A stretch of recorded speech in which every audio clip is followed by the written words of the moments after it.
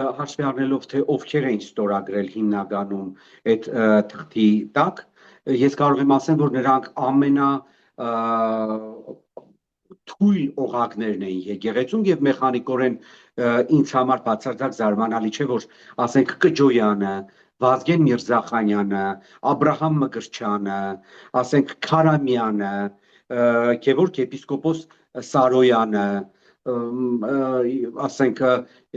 Երևանի պետհամալսարանի աստվածաբանության ֆակուլտետի նախկին դեկանը, այդ տիպի մարդիկ են ստորագրել, հասկանում եք, եթե անկեղծ եք ուզում իմանալ, ես համարում եմ, որ այս մարդիկ շատ վաղուց են իշխանությունների վերահսկողության տակ, քանի որ հաշվի առնելով նրանց վերաբերյալ տարածվող տեղեկությունները արդեն երկար տարիներ,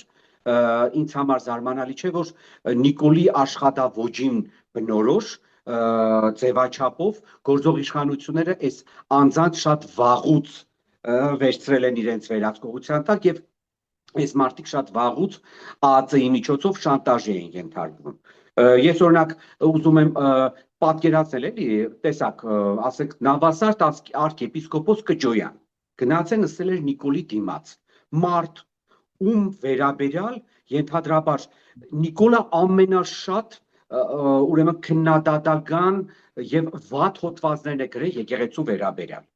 2007 թվականին Նիկոլի ընտանեկան թերթը առաջինն է եղել, որ գրել է Նավասարդ arczepiskopos Կջոյանի կալանավորման մասին երկորով, որ նրա մոտից զենք է հայտնաբերվել։ Դե ես չասեմ նաև, որ ասենք նույն 2021 թվականի հունիսի 12-ին, գիտեք, այդ հանրաճանաչ միտինգի կադրերը հիմա էլ են տարածում մարդիկ, Նիկոլ Փաշինյանը ամենավերջին վիրավորանքներն էր տալիս Կջոյանին, նրան մեղադրելով հակաքրիստոնեական քարոզ տարածելու մեջ։